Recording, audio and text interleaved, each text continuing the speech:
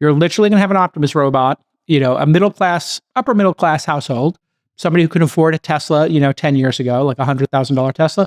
They're going to be able to afford to have a $500 a month robot, general purpose robot, getting those eggs, chasing away using the AI on that coop to know that the foxes are there, chase the foxes, grab the eggs, make scrambled eggs, make you a frittata to your specification. Wait for it. It's coming. Bring it. This Week in Startups is brought to you by Paddle. Self-serve software is global by default, but selling to every country is complicated. Paddle's merchant of record manages payments, sales tax, chargebacks, and refunds so you don't have to. Wherever you want to take your business, go there with Paddle. Go to paddle.com/twist to get started with your exclusive listener fee-free period. Northwest Registered Agent. Starting your business should be simple. With Northwest Registered Agent, you can form your entire business identity in just 10 clicks in 10 minutes. From LLCs to trademarks, domains to custom websites, they've got you covered. Get more privacy, more options, and more done. Visit northwestregisteredagent.com/twist today. And Scalable Path. Since 2010, Scalable Path has connected businesses with top-tier remote developers deeply vetted and ready to deliver. From JavaScript to machine learning, they've helped over 300 companies tackle big projects and scale faster. Visit scalablepath.com/twist for 20% off your first month. All right, everybody, welcome back to This Week in Startups. Alex Wilhelm, Jason Calacanis here. 3 days a week, Monday, Wednesday, Friday, or about an hour and 15 to an hour and 30 on the live stream. And then we edit that down to the best 50 to 60 minutes for the podcast, for the replay crew. If you want to watch us live, just search for This Week in Startups on YouTube. And then you can follow me, x.com/Jason, x.com/Alex. We go live on my X account. We also go live on LinkedIn, which has a very cool live product as well. Today is Friday, January 31st. Can you believe it? But I am super excited because I'm not as sick as I've been the last, literally it would be 2 weeks as of Monday when I got hit at the, you got hit January 20th, literally at the day of the inauguration. I got hit with this influenza A and then some kind of deep lung thing, but I'm out of it now, so that's good. And the COVID outbreak at my house is over. Yay, so there you go. I'm coming back to life, but man, these respiratory illnesses this winter, a lot of theories about it. I think it's just that everybody, I was talking to a friend of mine, Will Barnes, and, putting aside conspiracy theories, there's a really interesting explanation. Because we all sheltered in place for a couple of years, the thinking is maybe we all had our immunity go down a little bit. And now that we're all out in the world again, doing stuff en masse in a large way, hey, maybe things are starting to spread. But did you get it too in your household? Did you get the... We have just had a series of colds. So there's always been 1 to 3 runny noses in the house, Jason, and that has just been seemingly chronic for the last month and a half. So I don't even know if I'm sick right now because I don't recall not being slightly sick. So I'm just really excited for spring. I want everyone to go outside to the park and get outside of the strollers and just get out of the cabin fever moment. I've had enough snow. I'm glad you're going to go skiing, but here in Providence, if there was no more snow, I would be okay with that. All right, well, we got a lot on the docket. Let's just get started here. And for those of you who want to follow the docket, we're doing something new this week in startups.com/docket. You can just see the docket. And then what we're seeing is some of the super fans, what we used to call the producers. We used to have a cool program where we let people subscribe like on Patreon or something, and they would become, we would call them executive producers, depending on the level they did. And it was never like some grand amount of money. I think it was like a low thousands of dollars a month. But what it did was it kind of gave people permission to have fun, participate in the show. So I'd like you to participate in the show by going to thisweekinstartups.com/docket. And if you go there any day, you'll see the docket being built by the research team in real time. You get more data, and you can contribute to it by posting comments because we're using Notion, I believe. We are. And Notion allows the public to post a public comment, correct? That's how we have it set up? Absolutely. So if you're on the Twist 500 newsletter list, you'll get an email every single show day, usually about an hour to an hour and a half before we go live, and people are dropping in comments. We just love the feedback. We love the interactivity. We love hearing from you. And also, Jason, you and I are two people. We're not going to see absolutely everything. So more eyes, more folks, more input. You might even call it crowdsourcing as we used to back in the day, but I love it. Yeah, and let's put a section there, stories you want to hear. So maybe at the top we could put suggested stories, and then people could just comment there and just throw URLs in of things you want us to, rapid fire, and then maybe questions, startup questions. But let's review what we're going to talk about today. What's on the docket?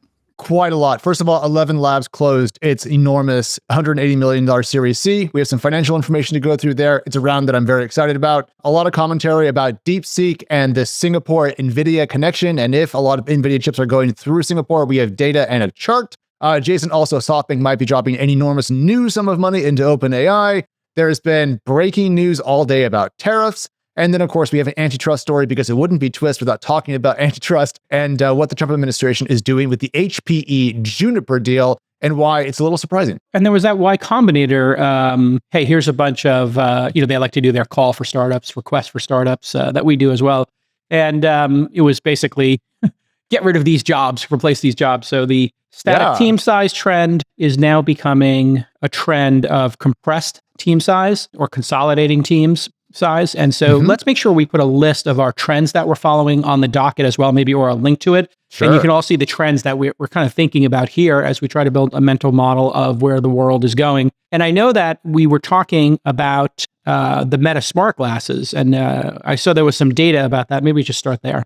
The news here is that during an all hands over at Meta that leaked because they always do, Mark Zuckerberg unveiled that they sold 1 million of the Ray-Ban smart glasses. And the commentary inside the company was, how do we get from 1 to 2, 1 to 5? But Jason, we had discussed on the show that, ElevenLabs and Meta's overall VR push has been highly expensive and some people say wasteful, but they do seem to have found a consumer hit in these Ray-Ban glasses. And to me, that does show that, one, Snap was right, little early, but was correct with spectacles. And that also we're going to see a multi-form factor face computer world. Because if you think about where Apple's going with the Vision Pro compared to consumer VR, compared to this, all very different, all good services for AI and kind of consumer tooling. So I'm shocked it was that high. It's a lot of money. Yeah. And, selling something that is under $500, under $400, under $300, every time you come down like $100 there, consumption goes up, people will try stuff. And let's face it, these VR glasses have always been like a Christmas present level, platform level purchase. Yeah. Which makes it, for most Americans, I usually put it at when it gets to a week's salary or something like that, you're really in considered territory. So if, average person makes, in the United States, whatever, $1,000 a week, you start looking at that, when things cost $1,000, you got to think, hey, well, it's a whole week's salary. Whether it's a car payment or whatever. So then we go back down to the next level when it's a day's salary, when it's $100, $200, people can get frisky. I work today. I work 5 hours as a DoorDash driver. I bought these $100 glasses or $200 glasses. People feel a little bit different about it. So I think what is the retail price on these now? Is it $300 or $299? $349. There's actually price differences based on, I think, which models you get and so forth, but between $300 and $400. Yeah. So they're about to drop down to a price that, I could see them selling 10 million of these, a year. Where if you were thinking about buying sunglasses and having sunglasses that can record photos, like what's the difference? And so I always wonder why, or I wonder what the build of materials are on these and then how much they're losing on them. If this actually is a really good platform, they could afford to lose money on it. Sure. And, sell them at a bit of a discount. So, here, what did they say there? These are $329, and they also have options in the $379. Actually, I was just fact checking myself. I think they're actually kind of cool looking because I was worried that I was talking out of my backside. But no, I had it right. I think if they got down to 150, they would sell at least 5 million a year. But then I'm always a big fan of corporations that have a lot of money, being very aggressive on pricing, going out there and building new markets, taking leadership, and just eating the cost for a bit because they have so much money. So if you were Meta, Jason, how much would you be willing to lose per device on these things? I think I'd be cool with $50. Yeah, I mean, if you did $50 and you got to millions of people using these, would those people be posting more to their Instagram? Would then their followers engage more with their content because this content is unique? So there's a whole formula of downstream users. And then there's also lock-in. So did these lock people in and create a moat for Instagram, for Facebook? And I don't participate in Facebook except to send my occasional Instagram photos of skiing or food to it, or stories like that. And so, I'm amazed that there are still like old people on Facebook. Like a lot of the Gen Xers and, my parents and their people between my age and my parents' age are all over Facebook. My parents are on it and my siblings are not. There you go. Did you know you're required to pay digital sales tax wherever your customers are? Well, no one likes dealing with this type of administration, whether it's taxes or accounting, especially when you're in a busy startup. And that's why Paddle has stepped in to put your billing and your taxes on autopilot. Whether you're launching a SaaS product or maybe you've got an app, perhaps a game, you now can reach billions of people globally. That's the magic of the internet. It's the magic of the App Store, and it's awesome. And it's one of the things, hey, as an investor, we love too. But this scaling brings tons of challenges. It's like taking payments in local currencies and navigating all those regional tax laws. They're complicated. Plus, you got to manage fraud. You got to manage refunds, right? And that's different in every market. And that's a massive headache that's going to slow you down from doing, important work with product market fit, hiring, and raising money. So let me tell you, a messy payment stack is going to eat up all your time, all of your energy and money. These are big company problems that you're going to face even as a small company, and they compound every time you enter a new market. Well, Paddle was built to handle this for you. Hey, listen, maybe this is unsexy, but this is what building and scaling a startup is all about. Sometimes you got to do your chores and you need a partner. Paddle's going to be your merchant of record, your MOR, and they're going to handle payment localization, fraud prevention, tax compliance, customer billing support, so that you can grow faster. Hey man, if you need to launch in a new country, you're done. You want to add a payment method? Easy. And you want to set local pricing and you want to do it intelligently? One click. So here's your call to action.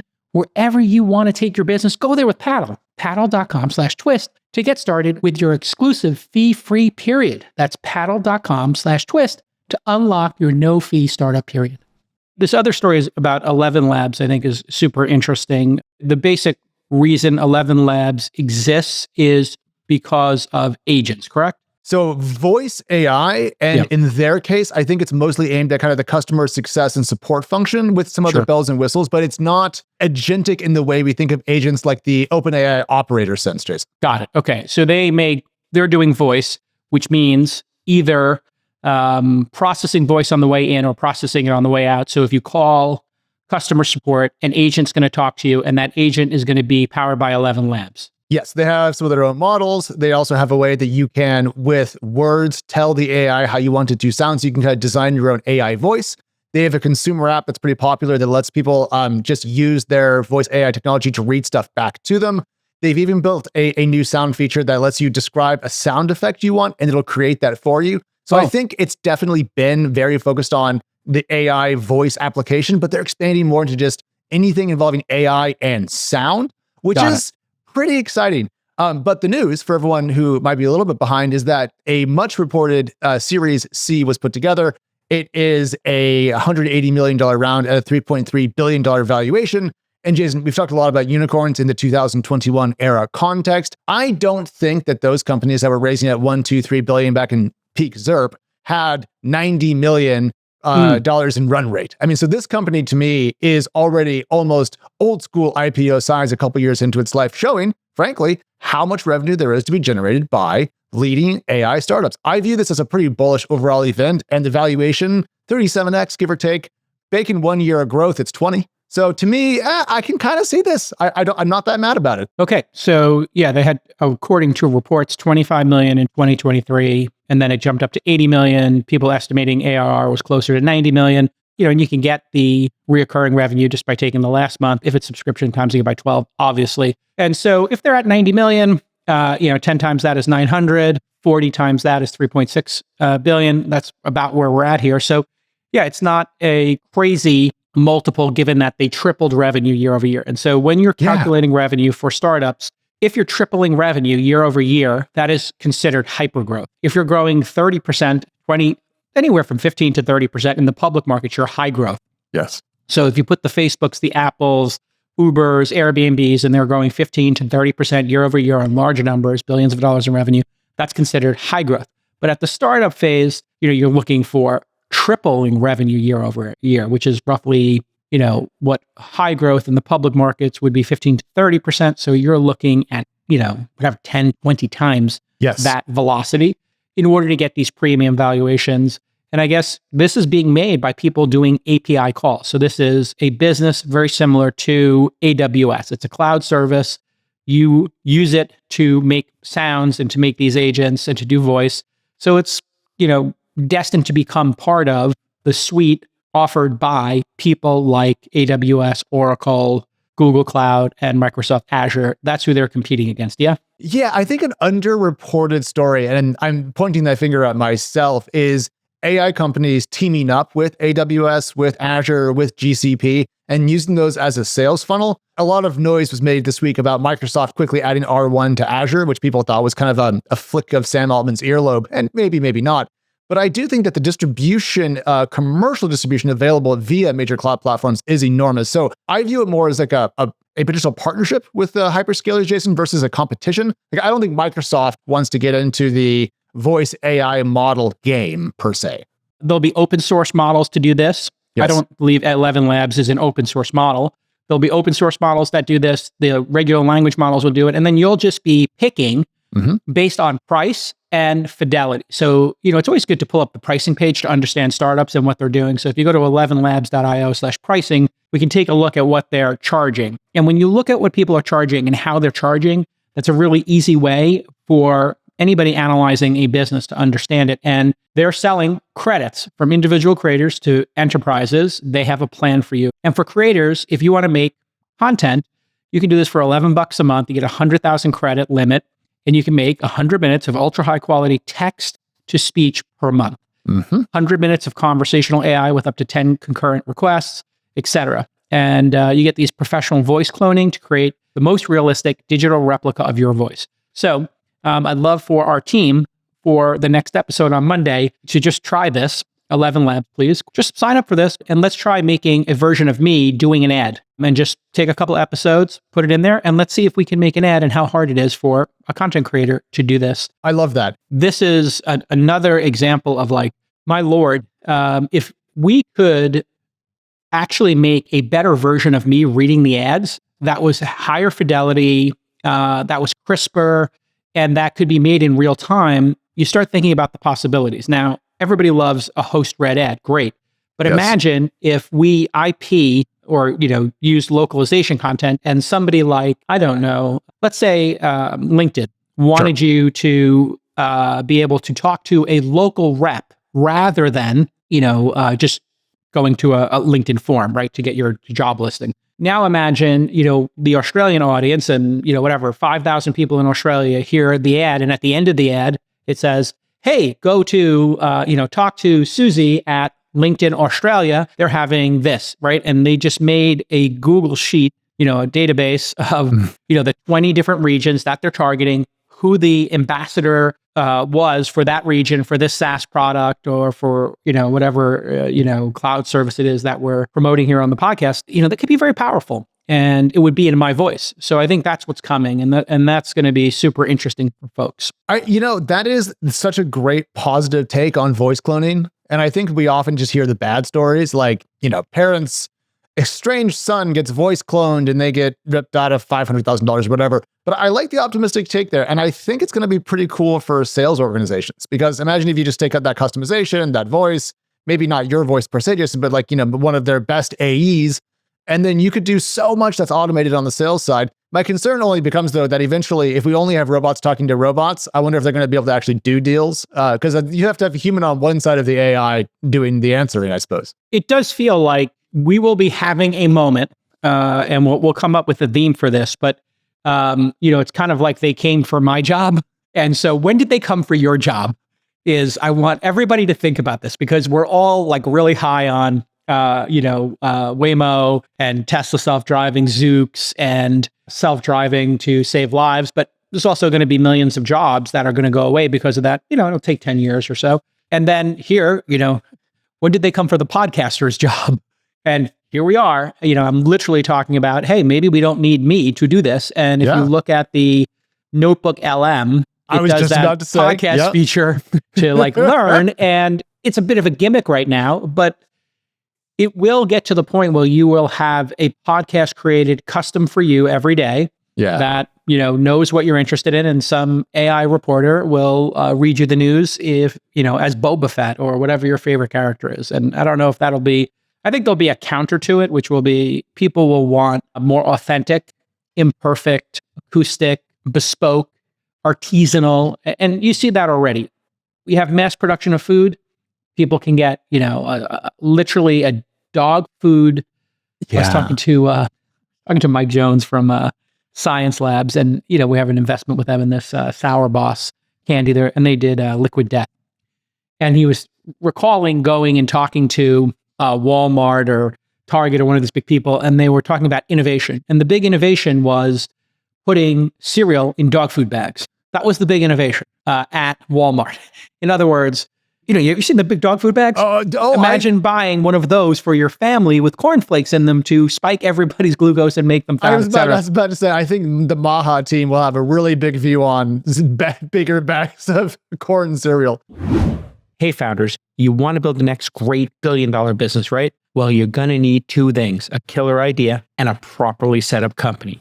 I can't help you pick the idea, but I can help you get your business started the right way with Northwest Registered Agent. With Northwest Registered Agent, you can form your business for just $39 plus state fees, one of the most affordable options out there. No hidden fees, no upsells, just a simple, straightforward process. And here's how it works. In 10 clicks and 10 minutes, your LLC is officially formed and ready to operate. Northwest handles all the paperwork fast, accurate, and hassle-free, so you can focus on building your business, not navigating all those crazy legal forms. Thousands of entrepreneurs trust Northwest Registered Agent because they make business formation affordable, efficient, and stress-free. And with their expert team standing by, you'll always have the support you need. So here's your call to action. Don't let paperwork hold you back from your entrepreneurial dreams. Get started today at northwestregisteredagent.com/twist. That's northwestregisteredagent.com/twist for just $39 plus state fees. Your business could be up and running in no time at all. Get more value, more convenience, and more peace of mind only with Northwest Registered Agent. Then I'm looking at the counter, which is on the Maha side, which I'm a big fan of. Well, people making overnight oats from raw oats and, using, more organic products. And so there's always a counter to the processed. So the more we process stuff and the more we create efficiencies, the more people are going to also want organic, efficient stuff. And we're putting our chicken coop in next week. And there's this really cool company. You can look it up. But I met this founder who has a chicken coop company, and it's a smart chicken coop. He sent me one. I don't like to take free things, but he insisted and he sent it. And I was like, okay, fine. And so we're setting this up this week. And here it is. I'll give him a free plug here. But we're going to have a coop. And this one is a smart coop that has HD cameras, an automatic coop door, all-weather design. It monitors with AI, has real-time insights. And remember I talked about the ridiculousness of there's a cold plunge app, go polar. Well, people responded to that clip, in a big way, thanks to the team for making a nice clip of this. You can make very niche things with AI with small teams. Now, here is a smart chicken coop. And I said to him, oh, wow, I might be interested in, investing in this. And then he told me how much he'd raised. And I was like, oh, my Lord. Now, what are the problems with chicken coops, Alex, you ask? Is maintaining chickens. It's hard work. And your chickens get slaughtered by predators. Yeah. And so they just looked at what makes owning a chicken coop hard. And it's monitoring the chickens, making sure they don't get eaten, know if there's eggs, maintenance, whatever. And they went down that list and solved it. There's a big movement in the United States to get off the grid, with solar, with batteries, and with protein, and with vegetables. And when we have robotics, you're going to have, 10 years from now, you're going to start to see people who are living off grid with batteries, with solar. You're already seeing that. With Starlink, with these chicken coops, and with an Optimus robot for $500 a month instead of a car, walking around bringing the eggs from the coop to your house and making you scrambled eggs. 10 years from now, you're literally going to have an Optimus robot, a upper middle class household, somebody who could afford a Tesla, 10 years ago, like $100,000 Tesla. They're going to be able to afford to have a $500 a month robot, general purpose robot, getting those eggs, chasing away using the AI on that coop to know that the foxes are there, chase the foxes, grab the eggs, make scrambled eggs, make you a frittata to your specification. Wait for it. It's coming.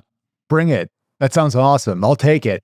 I like breakfast, but I hate cooking in the morning. So bring on the frittata, bring on the omelet, scramble it, fry it, don't care.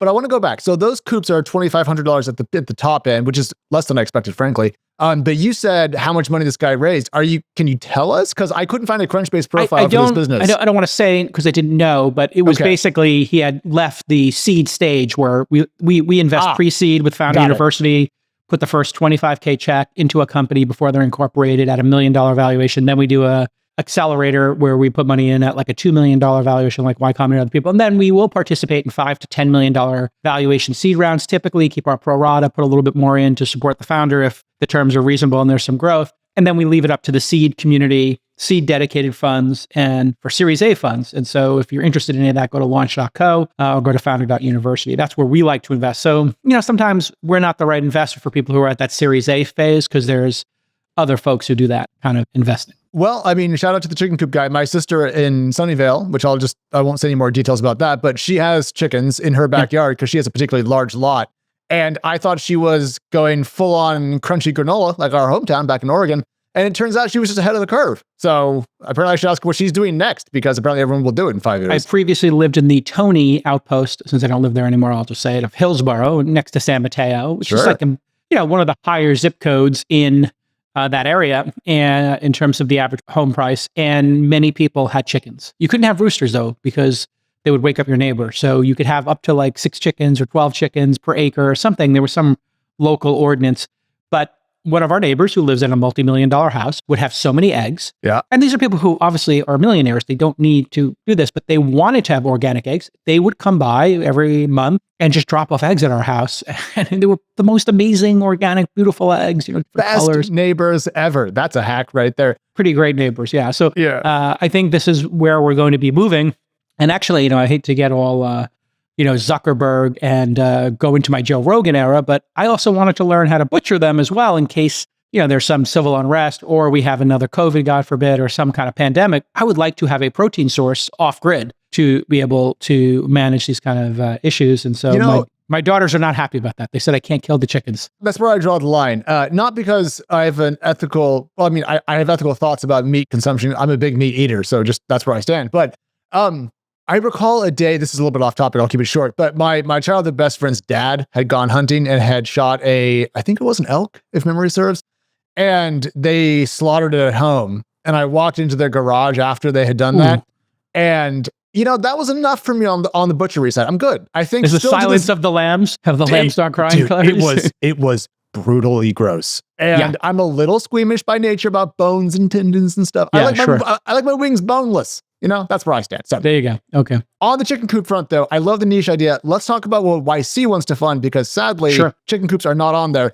I wanted to bucket these for us so that way I could break down, Jason, like this topic, that topic. There was one topic, and it was AI, essentially. So where YC's focused is that kind of 3 categories: AI infrastructure, AI applied, and then hardware, which I'll talk about at the end. So very briefly for everybody, a request for startup from YC used to come out once a year. They've increased that cadence, basically saying things are changing quickly. As we've all seen with DeepSeek, things can change overnight. So no beef with me there. Makes sense. What's on the list? Okay. They would like someone to build an AI app store with a focus on security so you can keep your data private. Just imagine, instead of the app store that has Candy Crush and so forth on it, an enormous number of AI-specific apps that are consumer-friendly. That seems obvious to me. Questions about platforms? We'll see. I like it, Jason. Yeah, an AI app store is an obvious idea, and there was a version of this which was prompt engineering stores. There were people 2 years ago, we talked about it here on this podcast, selling prompts. Of course, that was a short-lived business, because now with reasoning in things like deep research and O1 and some of the new products by Gemini and the products by ChatGPT and OpenAI, the reasoning's built in. So if you don't know how to do a prompt, you can just ask it to make a prompt, or it makes a prompt, as we saw when we used deep research on the program countless times. So I do wonder if this is going to actually exist outside of Gemini and other places, because they would, if it's going to exist, it's going to exist in those places. And there is one inside of ChatGPT. They called it plugins at some point. Yeah, they made a store for that and it was terrible. No one used it and it kind of faded away. That was a rare aborted product launch from OpenAI. People forgot about that, actually. Just kind of disappeared. Sometimes it takes 2 or 3 swings at the bat. So, that was using like integrations into Kayak, let's say, or, into Redfin or other, Zillow. And it was kind of kludgy. That, as I predicted, would be built into Gemini. When you do Gemini now and you ask it about a flight, it gives you a Google Flights data inside of it. So it's pretty obvious Google's going to win a lot of those. And the AI App Store will probably be the App Store. Yeah. So, if you open Google Play, it'll probably be like the AI agents will just live there. Just like games or ringtones and some of those other. Remember there was a ringtone section in the app stores for a while, because they were trying to make that into a thing where you could There was a moment in music business when ringtones were a serious percentage of total music revenue. People forget, if you're young, you weren't there for it, but people used to have clips from their favorite songs play, and that was considered both normal and not rude. Finding great developers can feel impossible, right? It's like one of the hardest things you can do. You got to juggle all the technical challenges, looming deadlines, and of course, you got to be on budget, right? You're a startup, or maybe you're a big company, you have a big company budget, there's a CFO watching it, or you're a startup and you have limited resources. In both cases, you've got to hire top-tier developers. That shouldn't slow you down. It should be speeding you up. And that's where Scalable Path comes in. They help you build your dream team and scale your business with confidence. Scalable Path has a custom vetting process that ensures every developer is the perfect fit for your stack. They create personalized technical tests tailored to your needs, so devs, when they join your team, they're going to hit the ground running. And they've got a global network that connects you to over 40,000 top-tier developers with expertise in all the important languages and tools you use: Python, JavaScript, AI, machine learning. You get the idea. And the best part, their talent is affordable. They focus on regions like Latin America, where you can get a world-class developer without the Silicon Valley price tag. And since 2010, Scalable Path has completed over 300 client projects, perfecting a process that eliminates the endless interviews that you're going to have to sort through. And, sometimes people snow you and you get somebody who's great on paper and then they don't deliver. You can trust the talent you get from Scalable Path to deliver exceptional results on time and on budget. Scale smarter with developers who deliver by using Scalable Path. Go to scalablepath.com/twist to get started today. They're going to give you 20% off your first month. You might not need it. It's already a great price, but they want to make sure that they know you came from This Week in Startups. So please use our URL and use that code to get that 20% off. I just want to make sure that they know we sent you. Scalablepath.com/twist. And it was 99 cents. So it was kind of fun. Like, I put the Imperial March on my first iPhone, and I use a Star Trek. To this day, when I get messages, it's a Star Trek, what is the communicator called on Star Trek? Not a phaser. It does like that, kind of. Anyway, okay. that was, and my phone ring used to be the Imperial March, which got quite annoying for everyone around me. So that's where I think that will live. And then these compliance and AI audit tools, those are already happening. So compliance and audit, whether it's KPMG or whatever service it is, those audits cost a lot of money. And I think they want to replace people. I think that these are going to be better suited, like TaxGPT is doing, or some of the legal services. There's the one legal AI company that Sequoia just did a big round in, Harvey. The guide on the side is going to be what's happening. You're not going to take the legal certification or the CPA out of the loop with these compliance tools. They're going to do the first pass at it, and then there's going to be human in the loop. But probably fewer CPAs required to review work than to do it all de novo. So it's probably going to be a compression back to our static team size becoming compressed team size. Yep. Another place where the YC folks are looking is building AIs to replace personal staff. They point out that wealthy people have had access to private doctors and private coaches and all sorts of things. They think that's going to become AI-ified and more generally available. I think maybe. We'll see. I'm a little Give me an example of what they mean by that. You're talking about like your personal trainer or your personal trainer, personal assistant? Personal doctor. Yeah. So basically, if you're wealthy enough to hire a human to do a task for you on a regular basis, either to help you do something better or to do something for you, they expect AI, maybe AI plus robots, Jason, back to your Optimus point, will fill that niche. And I agree with this in time, but I don't know if we have the technology yet to replace, frankly, the human connection that I enjoy in those roles. I like the human element in someone knowing me who isn't a computer. These things already exist as personal coaching in apps. So NutriSense, a company we're invested in, has a nutritionist that you can include in your subscription when you're looking at your glucose monitor to kind of coach you through things. We have another startup, Blaze, that was using AI to help people with coaching for race car driving, and they had human in the loop. Fitbod, another investment of ours, used machine learning to look at your last work and make you a new workout. So this kind of concept has always existed, and you can just take whatever rich people pay for. I did a tweet about this just a week or two ago that went viral. A rich person paying for a high-end product will eventually make its way down, and it will be everybody's personal driver. And that's what Uber's, everybody gets a chauffeur kind of a situation. Yes. DoorDash, everybody gets a personal chef. Airbnb, everybody gets a second vacation home. You can just take things that rich people experience today, which might be a masseuse, which might be a personal trainer, and then you can abstract it, use technology, use AI to make it more available. And that's really what Fitbit is doing, Fitbod rather. So if you go to Fitbod, I think it's fitbod.me is their URL. You just search for Fitbod. A personal trainer knowing what you did and then knowing what equipment you have and then making you a new workout, that is, $100 or $200 if you live in a city. If you go to a person every week, and now you can do that for $59 a year. So it already exists. I think it's a fine premise or a fine framework to think of startup ideas, for sure. The way that I would maybe just it down then is use AI and the deflationary price movement of technology products to take things that are currently too expensive and make them more mass available. So it's essentially the same story we've seen with technology, just in an AI context.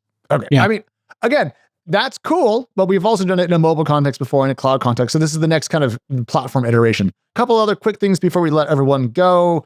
Dev tools for AI agents, I thought was a pretty cool idea. Essentially, how do you help people build more agents quickly and better? I think everyone wants an AI agent that does stuff for them. I don't think many people have them, so I like that. And then the other one that stuck out to me was software to support open source AI usage. So who's going to build the companies that will support other people using open source software? We had Weaviate on the show, just 500 company, vector search, open source with services on top. Great model, venture applicable. And so I think we're going to see a lot of good work there. And then hardware, Jason, just really quickly, they talked about startups to accelerate data center build out. I liked that. I liked that they didn't back away from the idea that we need still mass investment in hardware, because for like 48 hours there, I feel like everyone was like, oh, DeepSeek solved the hardware problem. That wasn't true. No, it wasn't. As I tell everybody, do not trust any data or information or the government of China. It is a dictatorship. They, lie, they steal IP. It's just, you can't trust any report out of China at face value, whether it's like Alibaba's earnings, I wouldn't trust it, or it's a claim about, TikTok. Do not trust anything at face value. And this idea that they spent $6 million probably leaves out hundreds of thousands of illegally imported H100s via Singapore that they're not putting into that cost. And then you compare it to the cost that maybe OpenAI and Sam Altman quotes. Well, Sam Altman is going to pump up the fully baked cost of doing a model. Why? He wants to scare people from creating competitive models, right? So he's trying, and he said, don't even try to hustle us, in building these models. You will not be able to compete because we have so much hardware. So he's trying to freeze the market. Therefore, he will say it's $100 million to create ChatGPT 3. It's $1 billion to create ChatGPT 4. It's going to be $10 billion. He's pumping the number up. So you can't believe him on that side because he's going to overestimate it. And then coming out of China, they're going to say, well, it was $6 million. Well, it was $6 million maybe to run it in terms of the electricity. And if you divided the cost of the H100s that are illegally in China through Singapore, allegedly, by, a 20-year lifespan per hour, you get the idea. You can do fun with numbers. And so, can I just say though, that I feel like they're getting hit for something that they didn't do. So what I have here is the DeepSeek V3 white paper. And they say that the training costs of DeepSeek V3, assuming the rental price of this GPU at that cost per hour per GPU, pre-context, post, total, like they tried to provide a reasonable accounting here. And then I think what everyone did was they conflated this, which is for V3, which is not R1. R1 was a improvement on that with other additional features to make it better for reasoning. But I think everyone went, oh, R1 cost $6 million, they're liars. It's just not apples to apples comparison. And so, hard agree. You have one group, that's what matters. Yeah. And you have one group saying, okay, well, we spent $1 billion on H1s and we use those H1s to make this LLM, therefore it's $1 billion.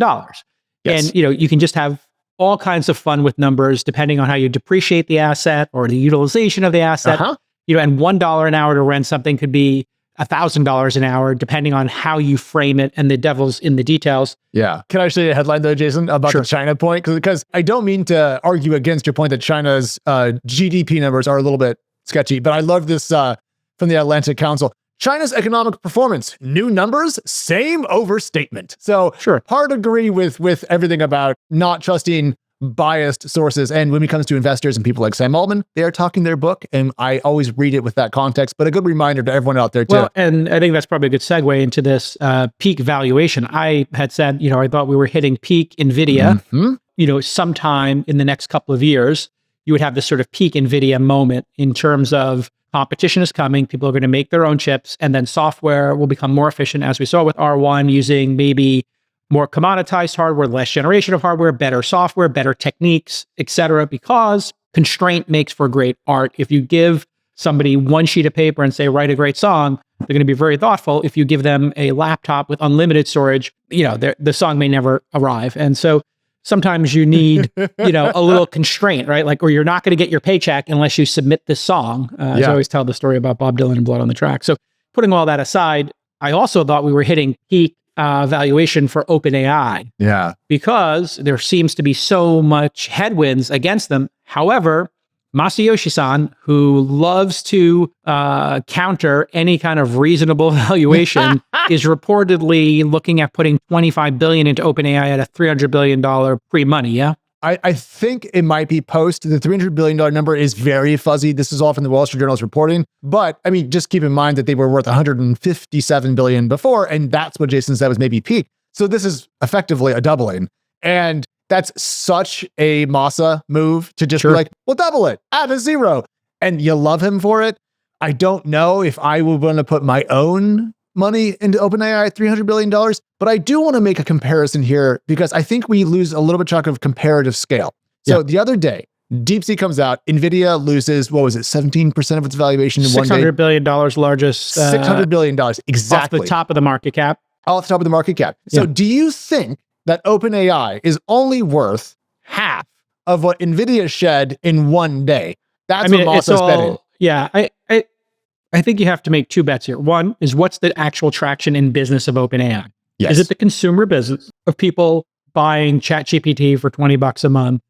And how much of the revenue is that? Or is it the API, people hitting the API and paying them for requests, and they're in competition with AWS and Microsoft Azure, which has all the weights, and put up R1 as a way to maybe even more than flick Sam Altman's ear, but maybe put him in his place and say, like, listen, we're agnostic. If people want to use R1, which is based on allegedly stolen training from OpenAI, we're going to actually support that. Think of, let's just pause there for a second of how cutthroat Satya Nadella is. Sam Altman has claimed, and OpenAI has claimed, that R1 was stolen from OpenAI, and that they're, have these reports of people, hitting their API and doing this sort of learning and reinforcement learning, et cetera, and training it on OpenAI, and it's stolen, yada, yada. They stole our IP.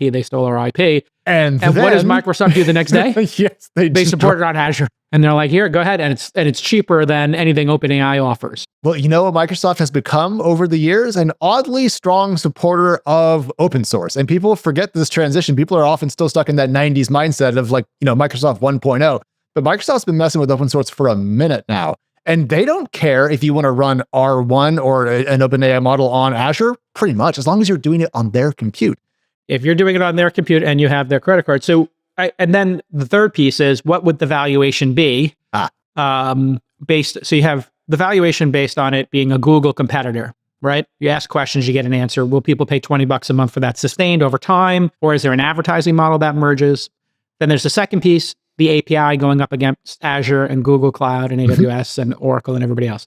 And then the third piece is something else, artificial general intelligence, something else emerges that is worth $300 billion. So if you were to put these in buckets, we do have some reports on their previous revenue for each of those product lines, yeah? So we know that they were supposed to have reached $3.7 billion in 2024, which is, to be clear, an enormous revenue amount and a real accomplishment, and not to be diminished. The breakdown that I've consistently seen is that OpenAI makes most of its money from subscriptions, the $20 a month that I pay, the corporate account that Launch has, etc. Whereas Anthropic, which is smaller and is probably closer to the $1 billion run rate mark, has a lot more business on the API side, those API calls from corporate customers. Now, I don't think that either of these starting points means that they won't converge at some point in time, but I think that this is the clutch here for OpenAI, because if they get Project Stargate off the ground, if they raise more money from SoftBank, they will have had every single possible advantage that they could want, right? So they are supposed to go from $3.7 billion revenue last year to 11 or 12 this year, according to some reporting about internal projections and so forth. If they get to $12 billion this year, everyone will shut up. Yeah. If they don't, we'll see. Yeah, and these prices keep coming down. So my understanding is with R1 coming out, OpenAI is also going to lower, the token cost and everything like that. So what we're going to experience over the next couple of years is, I mean, the cost of running jobs on AI is just depreciating. Like, is it 10x a year, 5x a year? We're going to need another Moore's law for how much it costs to do a job, there's some unit of a query and how difficult it is to do that query. Because now if you can start running these things locally on a couple of MacBooks or M1s, where are people going to actually send their jobs? And then it becomes about fidelity. And I actually think, AI queries, might become so commoditized that we look at them as good of a business as storage and bandwidth, which is another way to say a commodity business. I think this is becoming commodified so fast that anybody who wants to create a robot, self-driving, a SaaS app, a mobile app, pick your, verticalized agent, they're going to be able to create it so cheap that it all becomes commoditized. What happens to self-driving as a concept if there's so much AI, there's so much training data out there, and it's so cheap that, I don't know, any car manufacturer can just say, fire up this open source AI, fire up, all of this training data, and we're back in the game, and everybody has self-driving. That's, 99.59s at the same time. Then it becomes just a manufacturing issue. Who can manufacture the most cars and run the most at scale network? Yes, but that's why I think it's smart that Waymo and Tesla and WeRide are trying to do quick commercial applications of self-driving, because if it does end up just being, I can get a Ford, a GM, or whatever, and they're all the same, then no one really has leverage. But if I don't buy one because I've already been captured by Waymo or Tesla or someone else who just wants to sell me a robotaxi by the minute, by the hour, by the day, by the ride, that's a completely different model. So it's a race in that way to the point of commoditization of a model. Now, about the AI curve, I'm going to show a post from Dario Modi, the guy who runs Anthropic. And he did a blog post about DeepSeek V3 and the training costs. And he said that if the historical trend of the cost curve decrease is 4x per year, then we would expect a model that's 3 to 4x cheaper than 3.5 Sonnet, one of their models, about now. He argues throughout this that essentially the lower cost for training DeepSeek V3 is in keeping with the cost curves we're seeing today.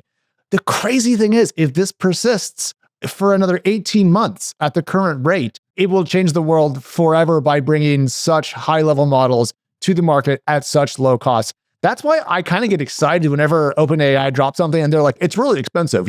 Please don't use it too much. Like O3 is supposed to come out today. Yeah. I guarantee you O3 is going to be expensive as hell today. But in 6 months, it's going to be three pennies a call from 3 different companies. I mean, yes. I think open source is going to win the day. And there's a great irony here. I talked about it on All In, which will come out today as well, or this weekend. It's kind of rich that OpenAI stole everybody's content, got caught with their hand in the cookie jar, and then they're complaining. And then they flip to a closed source, flip to a for-profit. So they do all these things that I would consider unethical or highly unethical, stealing other people's content without permission, flipping from a nonprofit to a for-profit. Then they're crying foul when somebody does their original mission, which was to open source. And now it just happens to be the Chinese doing it, and they have stolen some content apparently, or they don't have the same content regulations there. They don't care about IP over there. They just steal it as quick as possible, and that's their philosophy of it. And now OpenAI is crying foul. I think open source wins. Sorry, that's just my belief. I think open source is going to win this. And if I did raise $30 billion and I was Sam, you know what I would buy? I'd buy Quora, I'd buy Reddit, I'd buy Twitter, I'd buy the New York Times, I'd buy the Washington Post, I'd buy the Disney Corporation. This is where actually the value might reside, and especially if the New York Times wins its lawsuit. If the New York Times wins its lawsuit, and then Disney joins the New York Times, Washington Post, Reddit, Quora, just pick anybody who has at-scale data, and they all start creating a voting block, and they just go to every single LLM and say, if our data is in there, we're going to just hammer you with lawsuits until you say, uncle. And when that happens, that would be the equivalent of if the content industry had been as coordinated, the news industry, the magazine business, as the music industry was with Napster, with Google. Can you imagine if Google couldn't index New York Times pages or all content, CNET back in the day, all that stuff that was in there? if they had just said, yeah, no, you can't index us, and as a group, we will not let you index our content unless you pay us a license, Google would have had no choice. And Google would be giving 70% of their advertising to the content creators or some number of them, just like the music industry does with Spotify. Spotify has to give what, 60, 70, 80% of every dollar? 65, I think, is their current kind of gross margin rate. Yeah. Yeah. So they have to just even if ship it was that money. 10% of Google's search revenue that went to content providers. Dude, I would be like rolling up in a Bentley today. I mean, that would be so much money for me. Do you know how many millions of words I have published over the course of my career that has just been taken? I don't feel bad for OpenAI. I also agree that open source is probably going to win. One thing I don't know, and I need to look into this more, is what is the possible copyright exposure of Meta with Llama and their open source models? Because I don't think that just having something be quasi open source obviates the copyright risk of using copyright information in your training. So I'm curious if we're using OpenAI as the example here, but even if a lot of the open source AI groups are going to have the same problem. They will have similar issues and they will get injunctions against them, and it'll be a little bit more kludgy, like who do you sue and who do you get an injunction against? But there's nothing that says like some open source community couldn't get a legal letter saying, hey, you used Star Wars and created an open source Star Wars, model creator, and you're making Star Wars IP. We're going to get injunction and make GitHub or GitLab or any number of places that post it or fork it. And we're just going to send legal letters to them and shut it down and put it in the underground, which is what happened with BitTorrent, right? Or other services. Those things just became underground services. They still exist. They just don't exist in a mass way because the legal options are so much better and fluid and affordable. And just more ethical. I think people like to be ethical. They won't be if they're getting ripped off. But I pay for 3 music services. I pay for Spotify. Yeah. I pay for Apple Music as part of my bundle. And then because I got into high fidelity, I started doing Qobuz, Quboz, I think it is, which is like this French high fidelity thing. And so I am paying unnecessarily, I guess, for Spotify because I have Apple Music in the family, but my family prefers the interface, but Apple Music comes for free. And then actually with my YouTube subscription, my premium, I get YouTube Music. So you have 4, and also you have some access via Prime. So maybe my Prime has free music too. I think there's some music attached to Prime as well. So that means, Jason, you are literally the most important music fan in the world. Thank you for supporting the arts. I do this in a slightly different fashion. I buy vinyls and tapes and CDs from bands that I love when they have records come out. And I have a tape of Fit for an Autopsy's latest LP, The Nothing That Is. I don't have a tape player, but it was small and it was like $10. And I'm like, I love you guys. Here's, so I think it's cool to do that. I love, people doing that. And you'll see there's 2 vinyls. Somebody gave me a gift behind me. Those are 2 Dire Straits of the original Dire Straits albums that somebody just handed me at a conference. And I was Someone like, oh God, knows that's so what kind. you like. Yeah, I just put it on the shelf. They'll never get played. They'll just be on the shelf forever, but I like it. Once my front living room stops being a in-house daycare for my girls, I can put my record player back in there and that'd be great. Closing off the OpenAI story, a couple of notes about this. OpenAI did participate in the last $6.6 billion funding round for OpenAI. So SoftBank already has about $500 million into the company that way. It also did later last year a $1.5 billion tender offer. So they already own about $2 billion worth of buy-in in equity in OpenAI. So if they do another 15 to 25 billion. And then what happens with the conversion? They keep hitting these valuations to OpenAI. OpenAI keeps hitting these record revenue numbers. So how does the nonprofit collect on that? What happens to this like 10x or 1000x? Yeah. Then we turn to open source. I mean, the layers of rules that have to occur and then layering this amount of money on top of it. What happens if they legally can't flip? What happens to all that money? Does it get returned to investors? I mean, I would love to understand the legal risk that Thrive Capital is taking, Kushner over there, Josh Kushner, or Masayoshi-san. Like, they're putting LP money into this potential house of cards. And if they can't flip into a for-profit, do they just get their money back? But what if the money's spent? Like, this is a large amount of risk to take for tens of billions of dollars or any billions of dollars. Absolutely. So I don't know, man. This seems like pretty frisky to me. Oh, it is. We're talking about SoftBank, Jason. They back the mobile pizza company and the dog walking company. They don't care. And that's what I like about it, because everyone else is trying to like do what we do. What's the revenue multiple? Masa goes, I like Sam. Do you want $25 billion? Okay, but for fun, I'm going to read this lead from the Journal because it's too funny for words. Reading for everyone from the Wall Street Journal. In his newly built palace near Tokyo, lined by stone statues of Roman emperors and surrounded by an 18-hole golf course, Masayoshi Son was stewing after declaring for years the imminent arrival of the artificial intelligence revolution. The chief executive of SoftBank had missed out on it. Quote, I haven't been able to do anything he thought, according to a speech he gave to SoftBank investors last year. Can I just get old like this and die? I love this guy. He's awesome. I mean, greatest investor in the history of investors. I mean, and this guy, the worst? Both. Well, I mean, you just take the swings, like if it takes a certain amount of chutzpah, cojones, to be able to make giant swings like this and not care about past failures or zeros and then just keep momentum investing. This is like the ultimate momentum investing. And it's great that it exists in the world to a certain extent. Whether I would want to participate in it as an LP, I don't know. I mean, I've chosen not to. I do a different type of investing, but hey, more power to them. I think we have some good questions from the audience that we could potentially hit. I saw somebody was... Yeah, let's drop one. So here we are from CCCC. If Stargate goes through, isn't a big chunk of that budget for hardware? And would this be a bullish sign for companies like Grok and NVIDIA? Grok is a company that does AI inference hardware. Sure. Used to offer it as a kind of a purchasing, now offer kind of via a cloud service. And NVIDIA, of course, makes all the chips. Just to be clear, CC, I think Jason and I are still pretty bullish on the hardware component of AI, and worrying about OpenAI's valuation, I don't think undercuts the overall story of the need for a lot of spend on hardware chips and networking equipment. We're just concerned that maybe this one company with this one model and this one historical corporate structure might be having a valuation attached to it that will be difficult to earn into. But Jason, your thoughts? Sometimes we overbuild capacity for certain things, and sometimes we underbuild it. We've underbuilt electrical capacity in the United States, and at a point in time, we overbuilt fiber and we overbuilt storage. And then, creative entrepreneurs look at the plummeting cost of both of those and created YouTube. And then YouTube was like, you know what? You could upload unlimited, and there used to be caps. I think maybe YouTube, it was like you could upload a 5 or 10 minute video. Yep. And then they went to an hour, and then, Google Photos or Gmail started at whatever gig, and then it went to terabytes, and then it went to unlimited, essentially. So you can create products and services that are based upon overbuilding. And so one person might overbuild capacity, and then another person might find a use for it.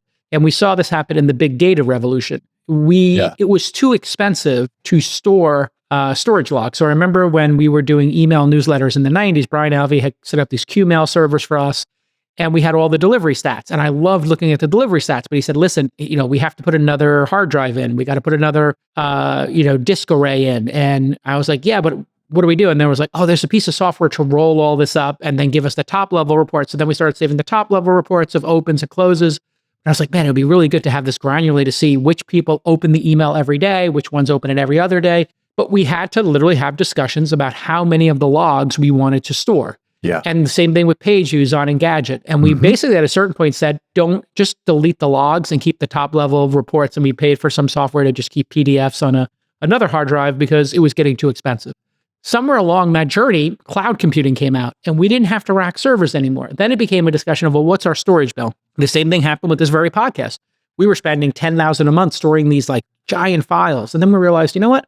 We'll just put the final edit on YouTube. It's in 4K. It's in HD. We always have it. It's always stored there. We have a backup on, this other storage system. And then Libsynth and other people started making it free or close to free or unlimited. So that's what we'll see with this overbuild. If it's overbuilt, people are going to do seemingly ridiculous things with that extra capacity. Some of them will be amazing. Some of them will be superfluous and silly. And, people can afford it. So I'm not too worried about it, to be totally honest. And I don't think I am worried about is the government paying for this. We're in this whole thing of trying to control our spend.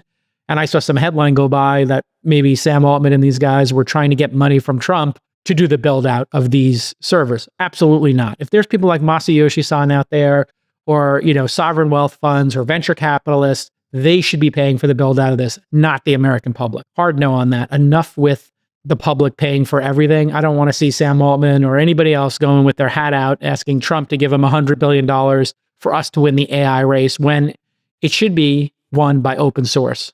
Wow. Lot to unpack in there. I'll say that as far as I've read, there is no public money in Project Stargate confirmed. I know that he probably wanted some, but I don't think he's going to get it. And I think your point about SoftBank is correct. But the last thing I'll say on this is, Satya over at Microsoft has said that we're building out this capacity because there's so much demand for AI inference, which is using kind of models out in the wild. And Anthropic has said that they are compute constrained. And part of the OpenAI Microsoft beef has been OpenAI has wanted more compute than Microsoft was willing to give them. So to me, there is the chance that we are going to overbuild, to Jason's point. And if we do, there'll be some positive benefits to that as well. Yep. I'm just not worried about overbuilding right now. If we were This is the job of capital allocators. There are capital allocators out there who have choices of where to put their money. They could put it into municipal bonds, they could put it into treasuries, or they could put it into CoreWeave or Project Stargate. Back to stolen IP. That's like a protected series. This is a really good series and a really good movie. Like, how do you just go out with the audacity and steal the term Stargate? I wonder if they paid. Jason, they stole the internet and then they chewed it and then they're spitting it back to us for $1. I mean, so come who cares? on, man. Yeah, who cares if they steal somebody's Do you IP think for their Mossad movie? cares if Sam? No. I mean, literally, that is a beloved science fiction series, and why don't they just call it Star Wars? And just steal that. Star Trek Wars. Star Gate. Trek. Yeah. I want to hit a couple of things, though, before we move towards the end. First of all, we have talked about antitrust on this show ad nauseum because it's a big deal for venture, for startups. The news is that over at the DOJ, after Trump took over, there has been a suit from the DOJ to essentially block the HPE, Hewlett Packard Enterprise, and Juniper deal. And here is the logic from the DOJ. We've excerpted this. I'll read it for folks who are on the audio part. The proposed transaction between HPE and Juniper, if allowed to proceed, would further consolidate an already highly concentrated market and leave U.S. enterprises facing two companies commanding over 70% of the market. The post-merger HPE and market leader Cisco Systems International. This substantial lessening of competition in a critically important technology market poses the precise threat that the Clayton Act was enacted to prevent. Jason, this strikes me as an incredibly reasonable argument against a combination inside of an industry. However, it's also a technology deal worth billions of dollars. Market feedback was surprise at the Trump administration's move here. This is not startups. This is big companies. This is public companies. Does this make you worry about the Trump administration's posture towards technology combinations? I'm just curious. This has to be a multi-year investigation. So while Trump's been in office for 10 days, I guess, 11, this has obviously probably been in the works for at least 4 years. For whenever this deal was struck, that they started looking at it. So I don't know when they started this investigation. So while Trump has inherited it, I think looking at router technology, which is what these folks are in.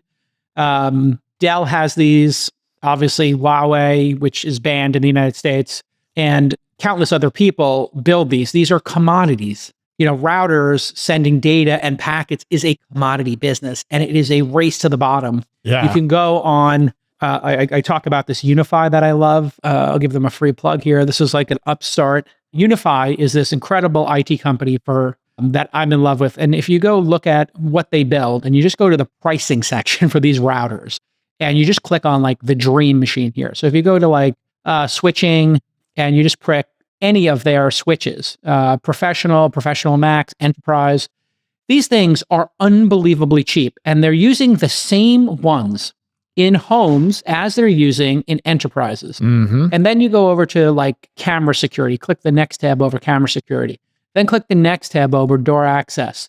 And you look at all of these integrations that they have, VoIP, the next one over. They have taken the entire stack from Cisco and commoditized it. And if you go anywhere and you see Unify routers, these routers for Wi-Fi cost $100, $1,000. The switches cost $500.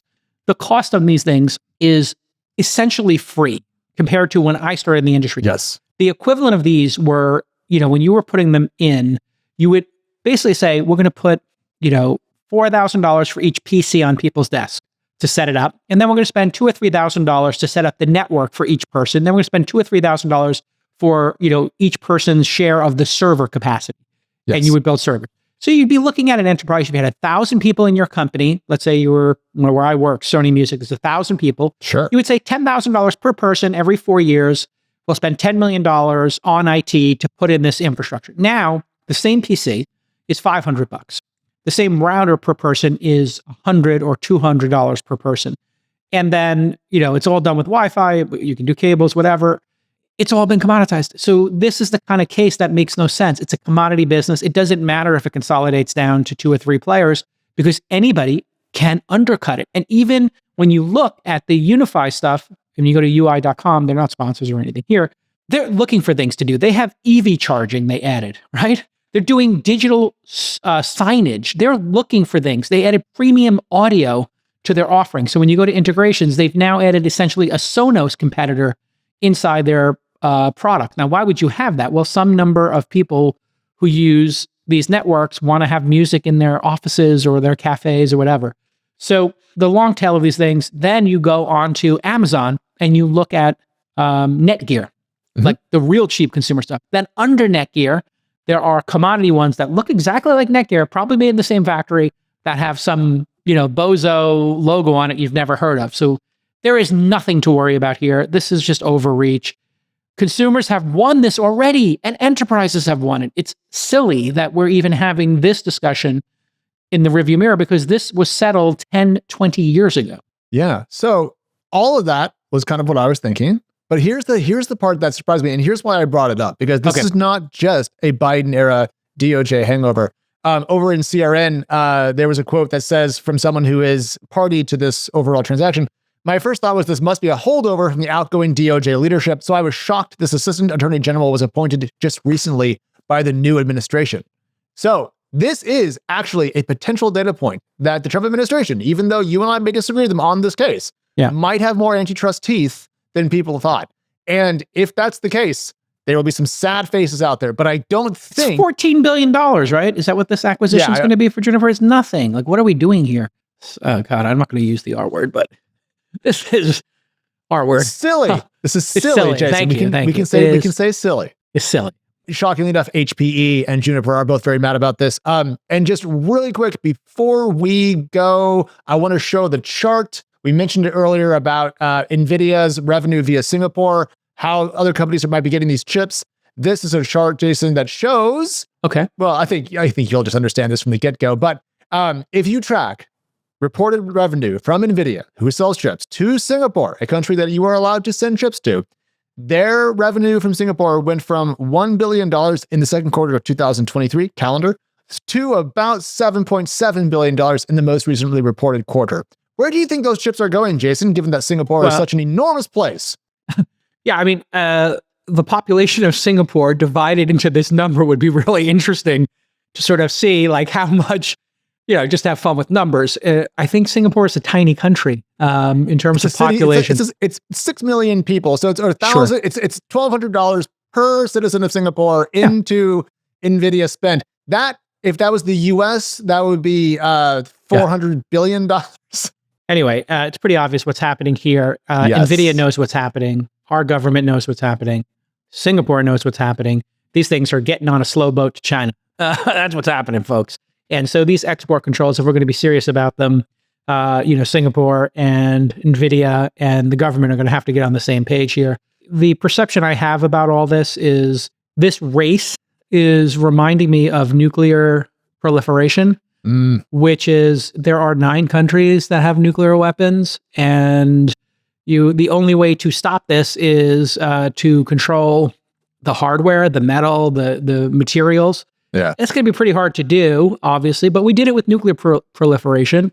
Russia, France, Germany, UK, United States, South Korea, China, Israel. They deny it. India, and I guess Pakistan has some rogue stuff. North Korea has some rogue stuff. So Iran has some programs. So you're looking at like 9 or so people confirmed, and then a long tail of 3 or 4 people who are mucking about. Ukraine obviously gave them up when they separated from the USSR in exchange for security. A little footnote there: don't ever give up your nukes. Yeah, just newsflash. Hold on to them. Hold on to them. Never give them up. It'll not work out well for you. But I think that's what we're going to be looking at here potentially is, just slowing stuff down. But that's the most you're going to be able to do. And it's going to create abundance for everybody on the planet. So I think the hopeful version of this is like nuclear power, we could have clean energy for everybody. The downside is nuclear weapons. With AI, we could have robots getting your chickens from your chicken coop and making you eggs and having free food and having free products and services that go down to zero. What is it going to cost to make a car when there are no humans in the factory? What is it going to cost to take coal out of the earth if we even needed to, or do any picking of berries when robots and AI do this perfectly? We're going to see the price of food, energy, and products and services continue to plummet. You can buy a flat panel TV now for $200, like a giant one, $300. Like, open up Amazon. Look, I was shocked at how cheap our most recent TV was. Just to give people an idea of this, you pull up a 50 or 60 inch cheapest LED on Amazon Prime right now, and you sort it by price for a 50 inch or 60 inch. You might be able to get a Vizio for, at Walmart. A Vizio might cost you $200, $300 for a TV that 15 years ago was $5,000. But Jason, this is just a blank search, logged out of Amazon, 60-inch television. 60-inch. Absurd. 60-inch. The second one costs $300. The third, 55-inch, costs $240. That's insane. What does it cost to get it to your house? Like, the shipping cost is $50. Free delivery tomorrow between 8 and what are we talking about here, folks? Just keep doing the math. That 55-inch TV, like I said, 10 years ago, would have been at a zero, right? 20 years ago, it would be at a zero. You'd be talking about, at CES, it was $3,000. So we've seen this happen with TVs. You're seeing it happen with the M4. You look at the price curve of the M4 Mac Mini. This computer, for $499, I believe is the entry price, $599, is more powerful than anything else in the lineup right now without a monitor. And that's Mac. That's like the high end. You look at a Chromebook, you can buy a Chromebook for $99. You can buy a Chromebox for $99. You can buy a stick PC for $50. The cheapest Mac Mini that runs the M4 non-Pro is $600. You can spend up to, for an M4 Pro, you can spend up to $1,400, but that's a 12-core CPU, 16-core GPU, 24 gigs of memory, and a 512 gigabyte SSD. That's for somebody doing rendering of like CGI, But think about like 5 years ago, you would have gotten half of that for twice as much. And that's the cost curve we talked about from Dario and Anthropic and everyone else. So this is why I remain optimistic. The world has many things going on in it that I have feelings about, but I do have pretty reasonable confidence in the fact that technology is going to make our lives better. I want to put one more thing on our docket to talk about for next week and for our Noti gang to maybe start talking about, which is anti-capitalism / hacking capitalism themes. I want to just sort of talk about this next week at some point. There's a trend called No Buy 2025. And then there's Apple selling less iPhones, a trend we've talked about here for a couple of years, and people skipping, upgrading it. This No Buy 2025 combination of a reaction to inflation with FIRE, financial independence, retire early, overworking, all this kind of stuff and this abundance that's coming is a very interesting trend I want to explore next week. No Buy 2025, very interesting. I have lots of thoughts about this too. I have an essay brewing on the different perspectives on what AI is going to do to prices, employment, consumer surplus, and so forth. So great, we'll get to that. I'm x.com/Alex. He's x.com/Jason. We are Twist, Monday, Wednesday, Friday. thisweekinstartups.com/docket. twist100.com. You're handsome and lovely, everybody. Goodbye. There we go. All right. See you next time. Bye-bye.